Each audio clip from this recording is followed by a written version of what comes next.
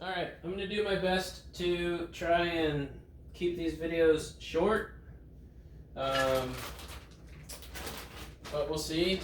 Obviously, this is a hands-on experience. So, I mean, it says it in the title. So if you don't like it, you can go watch another video that does this.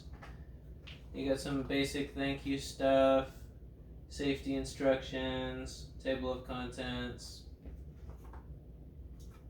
400 by 400 by 450, blah blah blah, temperature, software stuff, electrical, all the stuff you can get online. It has a full packing list. And what do we got? We got the front view, so we have a visual reference of what it's going to look like when it's done, so that's nice.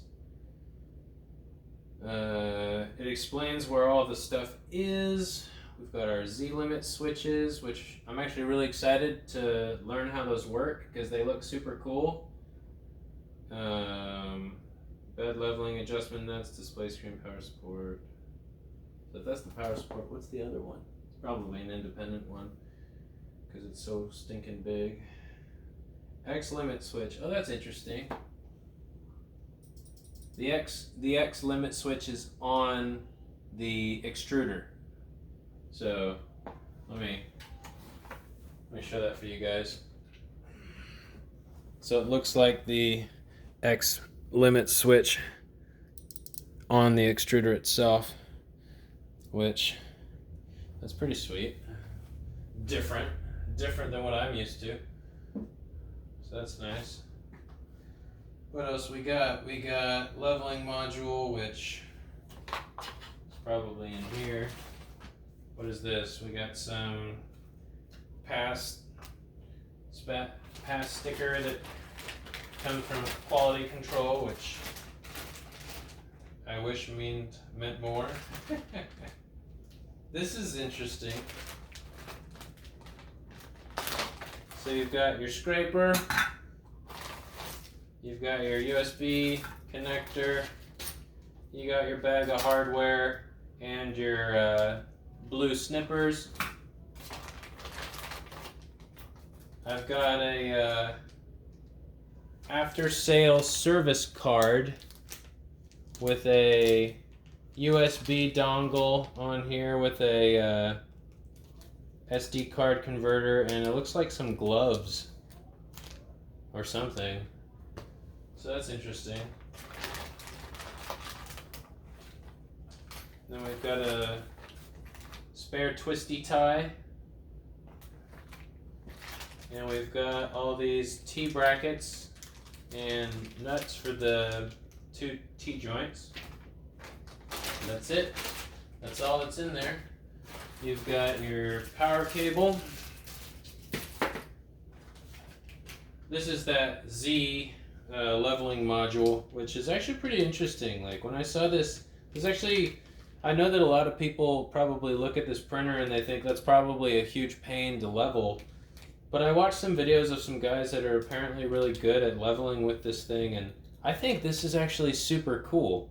Because while automatic bed leveling would be really nice, I do think that this is a really cool semi-auto idea. So I'm excited to give that a go. Looks like they give you a vial of a needle with a spring on the end. Not really sure what this is going to be for. But let me stand up here behind the camera so you guys can, I don't know if it's going to focus for me, but it's this needle right here. And it's got, oh, okay, this is just a little handle. You know, I wonder if this is to clear jams in your nozzle, which is actually really nice of them to include something like this. So that's pretty cool.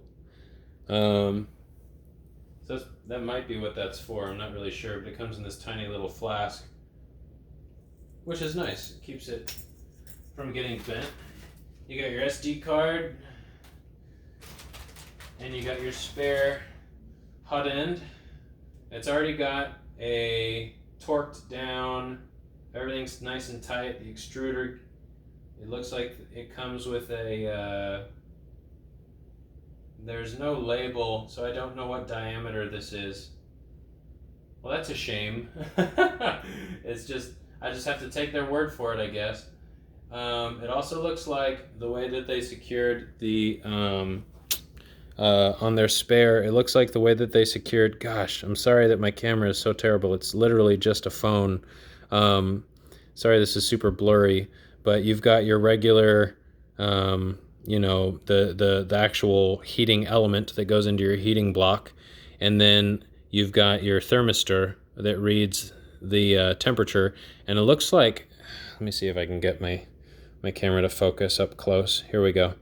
So it looks like the way that they got it to go is they got a crimping ring on there. I don't know if you guys have ever seen these. A crimping ring, there you go, you can kind of see it.